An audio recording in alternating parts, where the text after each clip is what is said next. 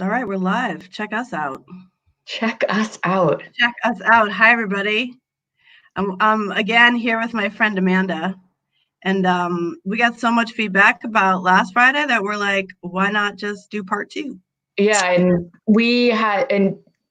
the two of us ended up talking for a lot longer offline after the conversation, and that's where this kind of came from, because we were talking about, a lot of what we talked about last week was about obviously shopping local, because that's my thing, and then how it contributes to well-being, right? And then of course I'm an open book when it comes to like talking about mental health and all of that, and so we kept talking about mental health afterwards, and you had shared, how in the middle of all of this, how the Ahmaud Arbery story was really heavy for you. I mean, and I think all of those stories are really heavy, but and how, you had to have a very difficult conversation with Blessing, which is heartbreaking, the type of conversation that you even have to have with your Black daughter. Right. And I was saying that, for me, the Ahmaud story really struck me, I think, in a lot of different ways. I think it struck a lot of people, but it was the first time I had ever really publicly said anything, because there was the Run with Maud movement. And I was like, right. I run sometimes, like I can do this. I can hashtag Run with Maud but I said, when I shared it on, my social media, I said, and it was the first time I'd ever spoken the words out loud, or it wasn't really out loud. It was on a story, but I said, I will never understand what it's like to be Black in America, but what I can do is try to be an ally, which for so long I was like, oh, that's so cheesy to say. Like, no. Right. And I said that to you, and you said, it's not cheesy to say at all. And I said it, and I can encourage white people in my world to explore themselves, check their privilege, and really open their eyes to a lot of what's going on. So that's where this came from. And you said, hey, let's talk about this. And I know, I was like, I wish we just recorded all of that. Yeah. I think I might be echoing again. Am I echoing? Did you have that thing on that you did? I don't know. Make sure I turned it off. Oh, okay. All right. That could just be my thing. I don't know. I think I'm fine. I'm going to do it here. Let's see if that works. Okay. Yeah, that's better. Okay. I think. No? No? I don't know. I can't tell. Okay, now I think it's better. So okay, yeah, we're good. Yeah, I get confused about checking or unchecking the box. But yeah, it's okay. Yeah. So here's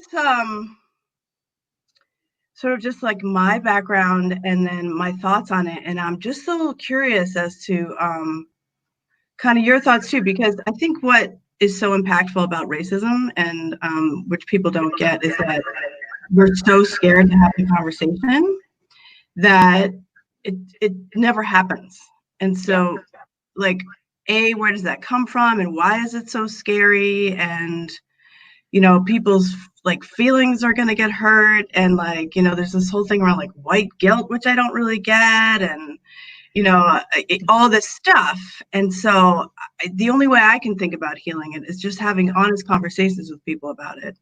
And then instead of like protesting or doing any of that stuff, like putting people of color in leadership roles, or hiring yoga teachers that are, what I mean? Like really showing the people out there that the image is not necessarily what you think it is. And I don't even know if that's like the biggest issue right now. Obviously, like the Ahmaud thing is very dangerous. And that happens, all over the world, and, especially in America. And I think people, we forget about it until something like that happens. So, yeah. Well, and that was my first thought when that happened. I was like, oh, we're still doing this? This is still a thing? Right. Like, really? Like that was my first thought. Like, I mean, beyond the fact that I was like devastated for like, but I was like, come on. It's not, and I think you're very right. Like for me, and I say this a lot around mental health, but I think it's with a lot of things is like, we need to have the conversations, and they're going to be uncomfortable conversations, Right. but in order to move forward, to evolve as a human species and to evolve past all this, it means recognizing kind of all of the awfulness that has happened in our history, and all of the awfulness that is still pervasive. And it means having honest and uncomfortable conversations. And I think and I don't know if it's a cultural thing here, but we aren't okay with being uncomfortable. Totally, like in all realms. Yeah. Yeah. Not just race. Yeah. And I learned, that last year I had, there's a very tragic thing that happened in my world, and my best friend lost her son, and she was grieving, and showing up for her was a major priority for me. But it also meant being uncomfortable sometimes, not knowing what to say, not knowing, and not knowing that I would say the right thing if I said the wrong thing, which I definitely did. Being like okay with like looking at him and like, okay, I'll take this into the next conversation that we have. So I realized that a lot of people are really not okay with having those uncomfortable conversations. And that's why when you said, let's talk about this today, I was like, okay. Might be uncomfortable. And you were very honest in the beginning. You're like, I had to do a little meditation, a little check in with myself. Yeah. Yeah. Well, and because for me, it's like, and I said to you right before this, I've never publicly had a conversation like this. Because I've never been asked, but I've talked to my white friends about this a lot. Right. I'm surrounded by people who are very open-hearted, open, honest, share the same values as me, which I feel like is a privilege. But I've never had this conversation with my friends of color. And I think it's because I don't necessarily know the words to use. I don't, and or so like bite your head off if you say the wrong term or something. Right. And like, it's like, do I say black? Do I say African American? Do I say like, it's like, do I use these words? I don't know. And I just, and I would never want to offend. So it's like, I've never had like an intimate conversation with a person of color about their experience.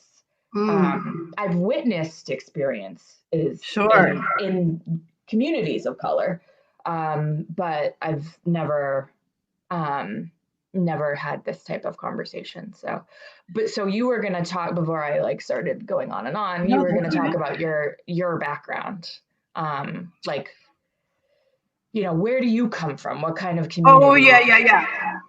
So I was gonna also go back to the grieving thing for a second. So I think that like being able to talk, it's such a, even though it's race, it is so similar in terms of like that dynamic of emotion and that dynamic of like language and what do you say. Because I really, what I said before in other situations is like growing up Black in America really is traumatic. So there is so much emotion around it all the time. Like it's literally like when I've done coaching or therapy with people specifically just around that issue, it's literally like people are grieving every single second or moment that they've been like harmed by racism. So it is like that little piece of them dies every time. So the grief piece is just like, it's a great sort of element to sort of talk about. And I had people, which was interesting, which was nice, after I posted the thing around blessing, like people text me like, are you okay? Yeah. I don't know if I would have gotten that if I hadn't posted that about blessing, but A, it's like, no, I'm not okay because of Ahmad. B, I'm not okay because now, and I always had the thing around blessing being very dark and, going to kindergarten and having conversations with Jason being a white man. He's like, she's going to be fine, Mom, all this stuff. I'm like, no, I'm not scared because she's going to kindergarten. I'm scared because she's Black. Yeah. She's going into an institution that we have no control over. Yeah. And so racism is real. Like that, I had nightmares about that forever. Like, and and she's encountered pieces of it, but that was sort of the biggest conversation we've ever had that hit her so hard of like, wait, I'm not safe in this world and shit. Yeah. And the fact that you even have, there's a couple things there. Like you even have to have that thought, like white families don't have to think about like putting their kids in kindergarten and worrying for their safety because they're white, or worrying that, I mean, is particularly, I think, in the community we live in, I think it might be a little different. I don't know. Because if there's, if you're in a community that's predominantly Black, you're obviously not going to have that. But, the Cape is not super diverse. And, to say the least. Right. And so I think it is one of those things where like the fact that you even have to think about that is like something that I think it's so important to put out there, but also for you having that sort of, now, did you grow up in a community of color, or did you grow up in a predominantly white? No, I grew up in a predominantly white, affluent. So I had a very like dynamic way of being. So it was like white. So I grew up in Newton, but then my mom for a long period of time, so she's the Black person. So I'm biracial. So my dad's white. So, but she had like the addiction, the alcoholism. And so it was almost like this crazy dynamic of like white affluent versus like Black. I had like the epitome of what your stereotype would be on either side. Yeah. So my mom then became homeless, and then because she was like in a homeless shelter, I had to then live with her because it was like mom, and like way back then it was like hard to get in unless you had children in a homeless shelter like at all. It still is. So I would literally like go to a homeless shelter, stay, come back to my house in Newton and go to school in Newton. What the fuck? Yeah. Like that dichotomy. Yeah. That dichotomy, right? Yeah. What? Yeah. That's crazy. So I had like the whole gamut of like really being biracial in terms of like what it's like to grow up Black and poor, and then what it's like to have privilege. So I think that's in some ways, as painful as that was, people are like, how did you get some knowledge about this? Like institutional racism stuff. I'm like, well, I kind of grew up in having to look at it in all these different ways. So like, and both parts were so me. And so it wasn't, I could understand the poverty. I could understand the affluence. I could understand the racism. And I could pick up early what was racism versus what was me. In some ways, so it was good, because I could be like, okay, that's not just Ayanna. There's not this weird dynamic, because I grew up, I'm in high school in Newton and like dealing with Metco kids and then Black kids versus white kids. I could see the dynamics of what was race and then what, so I could separate that out a little bit, which kept my self-esteem a little bit intact. Yeah. So, I had some understanding of that. Skill to develop, I would say.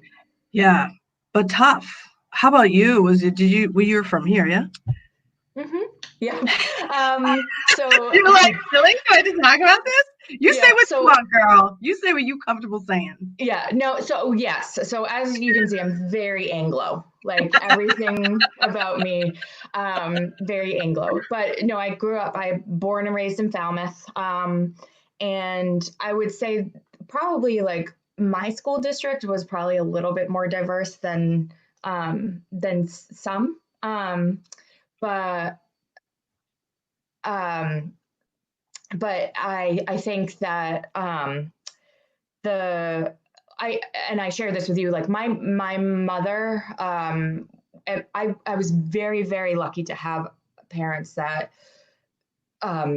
had no biases. My mom probably worked in one of the, had a job with an agency that was incredibly diverse. And so was definitely, for a white person being on Cape Cod, was definitely very exposed to lots of different types of people and races and colors. And so I think I was lucky for that. But I definitely, was in a white bubble. And then when I went to college, it was probably even worse, a small liberal arts college and upstate New York is, going to be pretty white.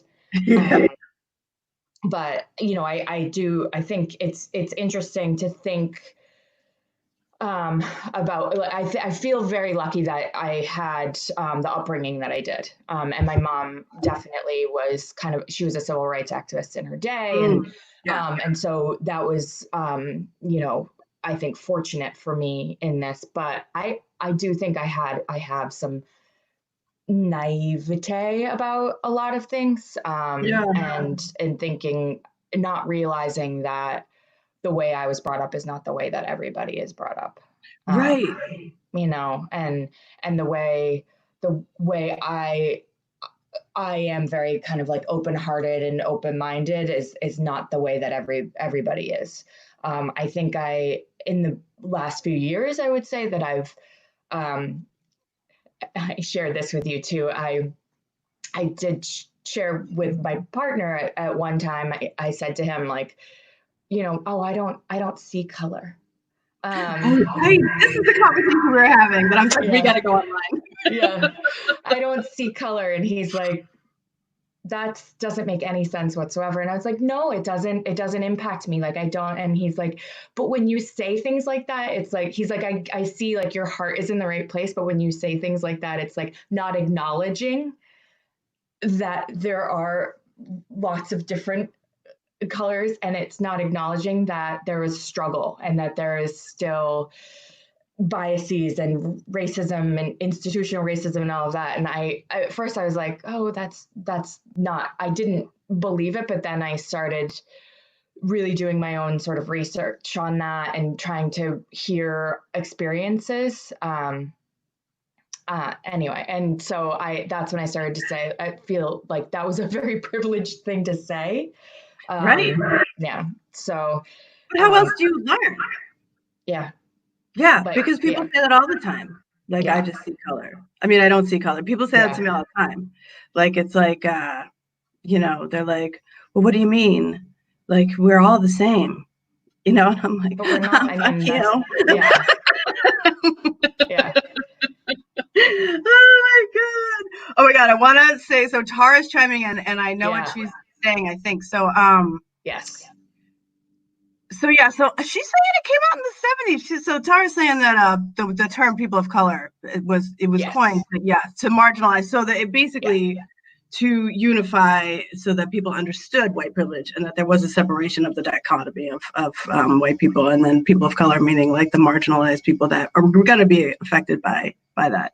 But I swear to God, it was later than that. But anyway, yeah, it's just a point that just to clarify. But I go in between the terms all the time, and I feel like that people get really caught up in that too.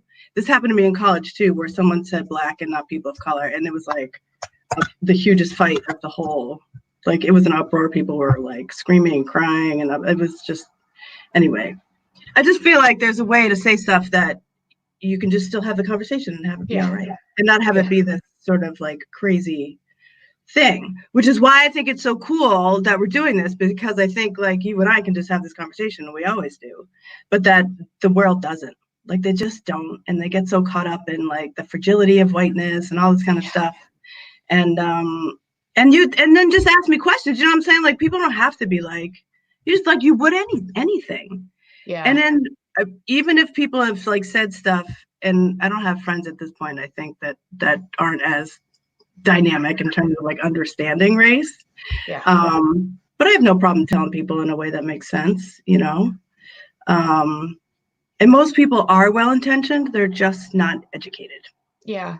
Well, and I think that's where a lot of white people kind of, and I hate to like group us all together, but it's like, right. I think it's one of those things where it's like, well, I'm not racist. I'm not biased. I'm not like all of that. And so it must not be a problem, or why do I have to talk about it? Or, and I think I think people are offended by it almost. White people are, And it's like, if you call it out, then you're saying that everybody is this way. Or if you call it out, it's like it is a deficiency in, our country. And that whole thing bothers me. By like, we can acknowledge that this country was founded on slavery and got to where it was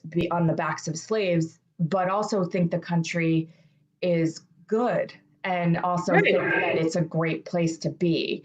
And people they have a really hard time holding two things at the same time. Yes. Very, very true. And saying like, admitting, yes, I recognize I am privileged because I am white and middle class, and I was able to go on a certain trajectory in my life because of it. But it doesn't also mean that I didn't work really hard. It's like, you can kind of, it doesn't mean that I'm not smart. It doesn't mean all of those things. It just means that I had like I had a leg up. right. And so I think people have a really hard time holding space for two emotions, two realities, things are not black and white. If you I know. Yeah. I love her. She's like, it's not just Black folks. It's all of us. Yes, yes, it is. It's the variety of the folks. So you said a lot. Sorry. I'm just processing. Hold on. Give me a minute. I gotta pause. Well, And Tara, like, I love you for she's like, I just love you for keep chiming in. I love it. And thank you, Kara, for your comments too. That's great. Yeah. I wonder, holding space. That was my thought. I was like, damn it. I hate when that happens. Holding space is like such a beautiful term. And it's like something I learned about like in my recovery from alcohol addiction, but also teaching yoga and also being a therapist and then also being a coach. So like, how do you hold space for somebody that, and how do you stay with them when they have such a different dynamic view from you? Like, I think I had to learn like really early on, like I can have friends and I can have white friends that have some really racist backgrounds, love me, but don't get racism. Yeah. And then how to hold space for them so that I don't have to be so harmed by their emotion, but know that it is also a system that is teaching them. Yeah. So that's a lot to like maintain as a person of color, but it's also, it's kind of part of just like life and holding space for people. It's a dynamic that not everyone wants to take on. And I totally am with that. Like if you're a person of color and you're like, that person's fucking racist and I'm going to tell them, like, go for it. Awesome. Like we all do it different and that's fine. I do think like it is a lot to think about in terms of holding space for people, but I also think like that's okay with like politics. That's okay. Like, I've had some conversations with people that are Trumpers and, holding space for that. Again, holding space really is separating that emotion and just having the conversation, allowing that conversation to be in the incubator of safety, of love, of caring. Yeah. And then not allowing all that other stuff to come in. Yeah, because we're at the end of the day, we're all humans, and sure, and we're all. The only reason the human species has gotten to where it is now, today, is because we've helped each other and we've worked together, and we've, I think a lot of that has. Unfortunately, there's been some separations that have happened along the way, and that's the kind of realities. Like, as a human now, we actually have the kind of luxury of looking at our kind of emotional states, but also those like higher like things that like others in the animal kingdom don't have, in terms of looking at our biases, like the things that make us human, but really examining those, and kind of almost like it's because of a lot of the stuff we've separated, but now I feel like we have the opportunity to come back together by having these conversations. But I did want to ask you. Oh yeah, ask away. So it was funny because when we were talking about Rum with Maud and like, and I said, as a woman, there are certain things, like when I'm out running by myself, I do have defenses up, Oh totally. and I was wondering, like, for you, like, as you are Black and also a woman. So you said before you were able to kind of separate the, like, what's Ayanna and what's racist, like those things. But like, how is the experience? And maybe it's hard because I, like, for you being Black and a woman, like that has to be super complicated too. It is. Yeah. So that's an interesting question. So I learned very early on because my mom was this like fucking badass Black woman, like with an afro that like protested in the 60s. Yeah. I learned very early on that in order to survive as a woman in the world, you got to be like fucking badass. And you really have to understand, this is going to sound horrible, that men are not as smart.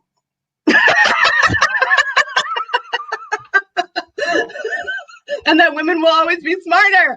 I was taught really early. Mm-hmm. I'm hearing that. She was really funny, and she was also like, and being a person of color, whether she was very clear that I was biracial, but also that my skin was lighter, and that so therefore I had some more privilege than other people did because darker skinned people don't like. It's like I don't necessarily get followed around in the store. In fact, people are like, "Ooh, there's a light skinned Black woman. She's gonna have more money than the dark skinned Black woman." Yeah. Isn't that wild? Yeah. That's wild, right? Yeah. So like there's that too that I gotta like kind of deal with. And then just like that whole thought process is weird, right? So there's that. And so I had that early on, kind of like women are awesome thing really, really early. Maybe your mom was like similar, but Yes. so I was also very protective, but I was also basically like, you're never gonna fuck with me as a woman. Like I have, yeah. Yeah.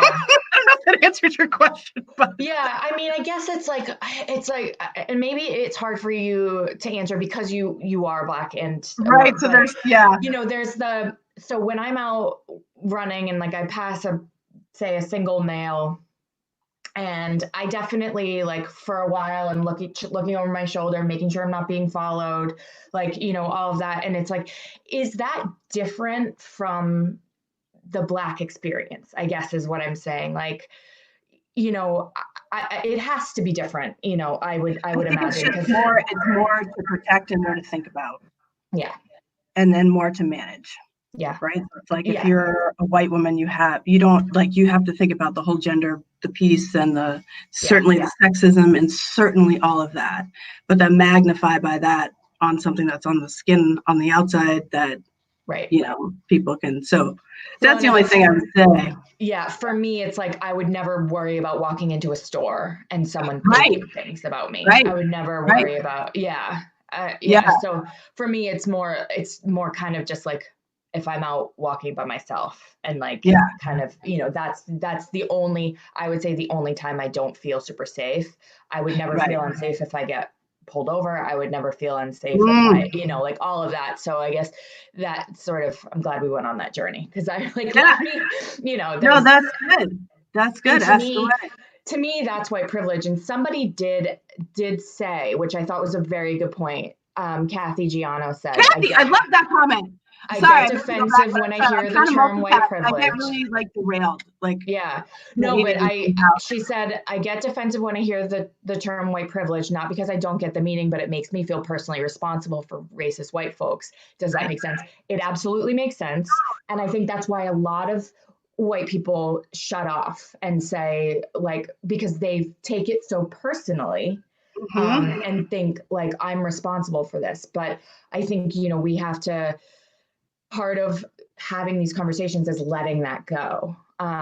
We are not, I think that's, and my cheesy term, ally. It's like, we have to be allies by speaking up. I read somebody said, recently, a Black woman said, "I'm so exhausted by having to explain this to white people, and I really wish other white people would step in and start to like explain it for me, because I'm so tired of having to do it." But Kathy, it totally makes sense, and I think that's for a while. That's why I was like, I don't see color, that was it was like but I think recognizing that it exists and then doing something about it, and doing something about it doesn't, like you said, Ayanna, doesn't necessarily mean you're going and protesting. It means having the conversations with people. Yeah, it just means speaking honestly and then asking questions. And there's a lot people can do around policy, that kind of stuff. But I mean, think about the Ahmaud situation. The fact that no one was arrested for I don't know how many fucking months. Like, what? I mean, there's no more glorified institutional racism example than that. Like, where were we on that, guys? Like, what? Where were the white people on that one? Like, oh my God! Like, oh my God! Yeah, I just reminds me. His mom. Like, I just can't believe I can't imagine being his mom. Like the pain and the outrage. And like, why wasn't anything done for so long? Like, that's like, if something happened to Blessing, like, oh my God, I'd be at the school. I'd be, my husband's always like, Jesus, we're going to have to like, calm you down if anything, Well, but. And everything about that situation was outrageous from start to today. And fortunately, a video was leaked and people became aware. And I mean, that's sort of got charged too. Yes. Thank God. Yeah. Thank God. Yeah. So, but it's funny. I went to graduate school in Washington, D.C. and I tutored in at Anacostia Senior High School, which was a typical white like liberal girl. I'm gonna go tutor, like whatever. But I think it was it was a predominantly Black neighborhood. I honestly don't think they had really any white kids in their school, and it was a very poor neighborhood. They were literally like a mile from the White House, and none of them had ever been there. They had never been to, like all of these things like that were so wrong. And the first year I was there, 16 kids, I think it was 16 kids from their class or from their school were killed. Either, and it was violence in the neighborhoods. It wasn't, I think maybe one was on school grounds. Nobody ever heard about it. Ever. And it was like, I remember being so outraged. This was before social media. And I, that I'm aging myself. It was before kind of, honestly, there was like that kind of crazy attention, but had it been a white suburban neighborhood, you would have heard about it from one kid being killed. And that to me was like such an eye opener to the fact that, like you said, the institutional racism, and it's institutions across the board. It's it's almost like built into systems, like it just is. Yeah. And I think we need to get to the bottom of that and kind of root it out. If we want this to be the greatest democracy in the world, like you really have to get to the bottom of that. Tara says it's systemic. It is. It's systemic. Yeah. And it breaks my heart. So I keep like having conversations with Jason that are sort of hard, but I married a white man. There we go. I'm gonna have conversations with him about that. I mean, especially when we were adopting Blessing. I mean, we were certainly open to any child that was going to come into the home, but I was like, I would love to raise, because I feel like I can have the conversation with a Black child that would be able to help, especially a girl, raise them in a safe environment. Have those, and I think a lot of people are afraid to have them. But I was trying to explain to him, he understands like systematic racism and all that kind of stuff. I think he's missing some of the pieces where my poor husband, it's like, stop using me as an example. I like Jason. certain things that just he doesn't like think about. So like Because even we've never had to. right when we Right? were first had Blessing, we were in a restaurant and the waitress came over and she wasn't super friendly. And then Blessing was on my left and she sort of like backed up. And Blessing, she's Very exuberant. Very exuberant. And then I was like, I just took a note, like, that's weird. And then I'm like, that's weird. And then she came back and again, very pan-faced, not cheery, wouldn't look at her.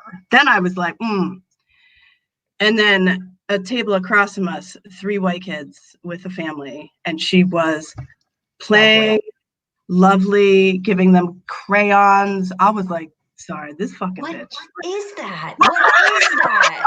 Like, I don't get it. I was like, oh my God. And Jason's like, what is wrong with you? Like, I was so irate. Like, I was like, we have to go. Like, I can't, I'm going to hurt her. Like, I got to go. Yeah. So, but like, there's those blinders where he wouldn't think that, right? But my initial thought when she had that step back, I was like, oh no. But then, you have the moment where you're like, oh, maybe it was just this, maybe it was just that. And then when she came back and I saw her interact with white kids, I was like, oh no, that's racism. Yeah. Yeah. But and that's the thing, Ayanna, is like, I don't get that at all. Like, I don't get it. And I seriously credit my upbringing and, like I said, like my mother and kind of exposing me, but also just not even making it a thing. Like, just kind of it wasn't a thing. I mean, she fortunately, as a white parent, never had to have conversations like you have to have with your daughter, but it's it was never like, this person's Black and this is how it was just, my life was filled with all different kinds of people. So very fortunate. So I just don't get it. Like, I don't. And I feel like unfortunately, those are the people we need to be having conversations with, where it's like, yeah. I mean, but maybe for 1 second until we got to the car was I like very vocal about that, and he was like, really? Like, he didn't, I mean, he understood after and wasn't like fighting with me on it, but like it didn't register. Right. Yeah. It just, then that's hard. And that's how, like, in terms of like education and bringing people up in terms of like history, like when we learn about, I feel like when we learn about American history, we need to learn about white privilege. And like, here's an example, like that needs to be part of just the general, like, it's not like an elective you take in college. You know what I mean? Right. Which I think is like, that's where most people get it, right? It's like in college and because you're interested in it and that's where you are developmentally. And then, you get this stuff, but it needs to be, from like day one. Yes. We're talking about it, and then I've talked to Blessing about it. I mean, she's pretty advanced in terms of understanding, because she is like, well, if there's racism, how come Dad doesn't have it? You know what I mean? There's that whole and her brothers and like, right. And her like grandparents are like the most loving people in the whole wide world. They're both white. You know what I mean? Like, yeah. So that was actually going to be a question that I was going to ask you, is like, do you feel it on the Cape then? Yeah. And I think to somebody's point, somebody made a comment earlier. It's like, if you like live in the South, it's very overt or whatever. Yes. And then other areas, particularly the Cape, is I think under wraps. It's under wraps, exactly. And it's almost like, it's just, but that's sort of like Cape culture. Like, I don't feel like people are that dynamic. Did that sound bad? That sounded bad. I don't mean. All right, that was like a great generalization. I'm going to check myself on that. Hold on, I'm coming back. I'm checking myself. That was like such a big generalization I shouldn't have said. But what I mean by that is like, so like when I came here from Boston, say, like race and all that kind of stuff was just part of like what you did and what you talked about. And like, it was because it was more diverse. So it just was, so it's not that that's not here. It's just, again, you have to find the pockets of people like you that have that kind of upbringing and background. And lots of people on the Cape that grew up on the Cape are super sheltered because they haven't gone off. They haven't seen. And I do think and again, I grew up in East Falmouth. It was kind of a little bit, I would say a little bit probably more diverse than even like West Falmouth, you Right. know, yeah. And so I feel like definitely had people of color Yep. of all different, you know, kind of in my surrounding world in my elementary school. And but I think you're right. I mean, our demographics are, I think we're 90% white here. Yeah. And it's less, we're less diverse. And so I think the conversations, just like you said, don't happen as much. People aren't exposed to and I don't even think it's like, you know, you were saying yoga teachers who are Black, and you know, and I do think it's important to see people in kind of various roles that are all different shades and colors and sexuality and genders and all of that. Like, I think that's incredibly important. But it's also like, you know, I lived in Chicago for 3 years, and it's a very diverse city, and is just being on the bus and being the only white person on the bus, and not did I did it register? Yes. Right. Was I scared? No. The Right. people were freaking lovely. And you know, it's like, and it's almost like kind of being, it's like that's the person who will give up their seat for you on the bus, or you know, like something like that. Or it's almost like kind of being exposed to just everyday occurrences where you're interacting with people who are not exactly like you. And I Right. think that's where a lot of it, a lot of the biases fall away. Right. I mean, Yeah. yeah, but it is here on the Cape. Like you said, it's. I think it's pervasive because we're just so. We're Yeah, I not. just think sheltered in a way. Yeah. For sure. Which is funny because the Cape, I think, if you looked at the numbers, is more diverse than we would think, because certainly Jason's population of working at the Department of Children and Families Yeah. is his whole, like, how sad is that? Is his whole caseload. I mean, a lot of it. I'm not going to say all, but so there are pockets that they're just very isolated and very segregated almost of poverty, and how that you know, the diversity is in those pockets on Cape Cod. I think that's sort of what you wouldn't see necessarily. You know, it has to do more with economics, I think, here. Yes. But a variety of, obviously, there's not, I'm not saying that just like white, poor, you know, Black people or people of color are poor. It's just that's how it gets there. There's lots of comments, so I'm trying to read them. Yeah. I think so. Kristen's making a comment, I think, about the pandemic, so we can talk about that for a little bit. That, which I have thought about too, which is why the conversation before Ahmad came up, which Jason and I have been having before that even happened.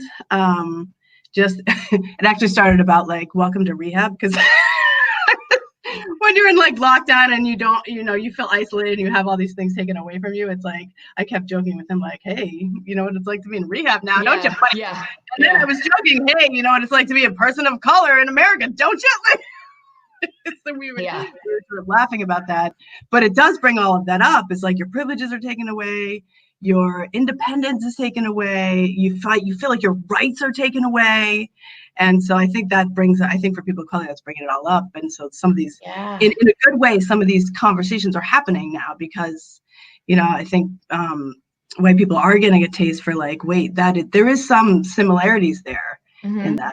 I don't know what you think about that, but that was it. Oh, and one more thing I want to say about that is the word lockdown.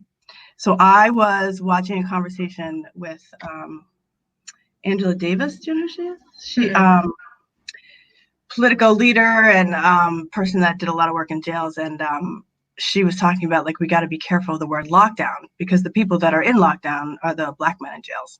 And they fill the jails, and that's who's in lockdown. So I just in interest of just saying like we got to watch our language around that, because we still have our free, like I can go to the grocery store, you know what I mean? We're not in lockdown. And honestly, I mean, this state, it was it was never never lockdown. There was a stay-at-home order, which people Right. can take or leave. Yeah. Yeah. Right. It really was like, okay. Yeah. Mm-hmm. Yeah. So we got to start to wrap up, but anything else you want to say? Anything you want to share? Anything you want to ask me? I feel like I did get to ask you quite, and I do. It's interesting, and I think this is an important point to kind of maybe talk more a little bit about, because you were saying like Blessing's so dark, and that's going to be harder for her, and you're a lot lighter skinned. Do you ever get from the Black community? Do you ever get people saying like you don't understand, or you wouldn't understand because you are a lighter skinned? Yeah, what a good question. Yeah, and Tara brought up too, like the term passing, like she can pass Yeah, pass. whatever, Yeah, right? yeah. Because we're lighter, yeah.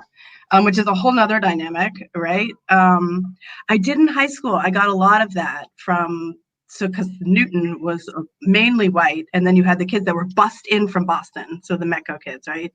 Yeah. So it's like Yeah. it was a very weird dynamic of like, they're like, but you grew up here, but do you identify as Black? And then do you? Right. Do you really? And like, yeah. And what the crazy thing that happened more so was, and this happens all the time from in the Black community, but like Black men would be certainly interested in me, and then the Black women would be fucking pissed. Like, who the fuck do you think you are? Yeah. Coming in with your lighter skin, like they think you're cute. This whole thing. So that dynamic was wild to experience. And I had some really conversations about it, gotten some fights about it. It was a whole scene. Yeah. But it was certainly just, I got it. Like, I understood. Like, I get that dynamic. Like, I totally get it. Yeah. So yeah, that's a great question. And that does come up. I think there's a longer conversation we can totally go into, like even with like other diversities and other people of color. It's so complicated. Yeah. Right. Like it's super layered and so complicated. And yeah. And you know, I feel like your experience is definitely one that people need to hear about, just because it is, you almost, you had the dichotomy, the duality, that, you know, all of that. And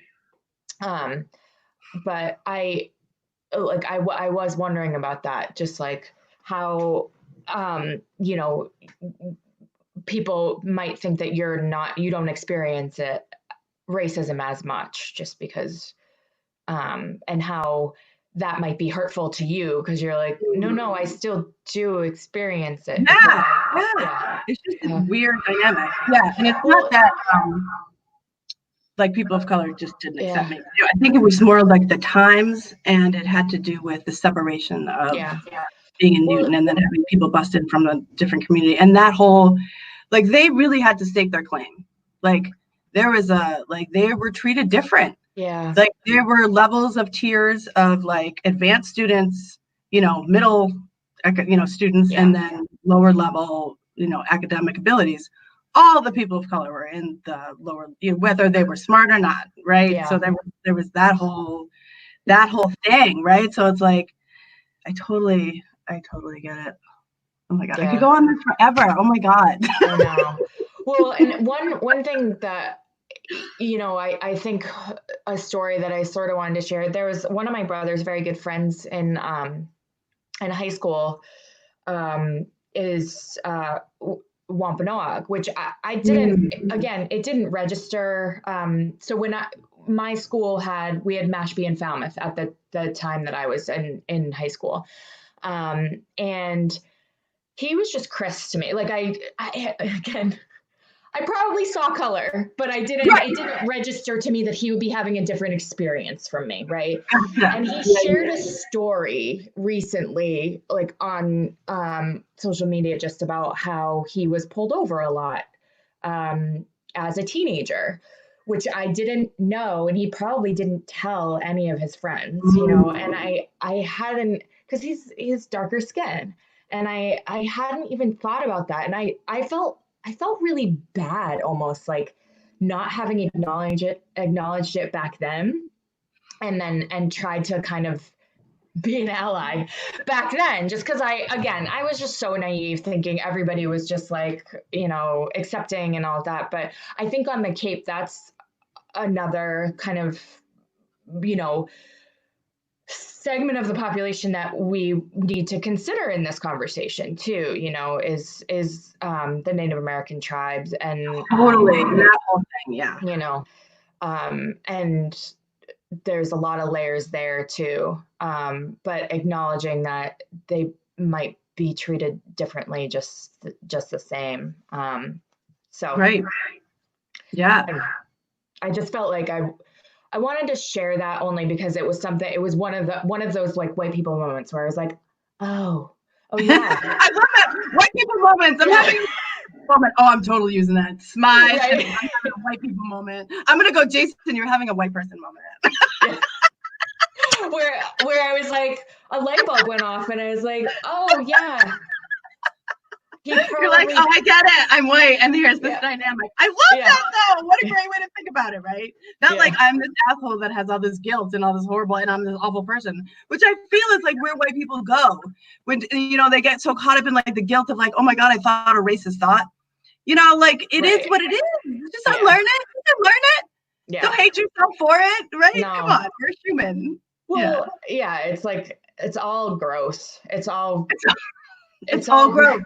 Gross. It's all internal and external. As a community, I think we can grow and support each other a lot more by having more conversations like this. And then as a state, a country, a world, a species, like I just think it only helps kind of move us along a little bit, so that we can have a more harmonious, productive, efficient, less kind of like negative experiences, like all of this trauma, like you were saying, trauma of racism and all of that. Like it's just, I feel like for our collective evolution, it's incredibly important.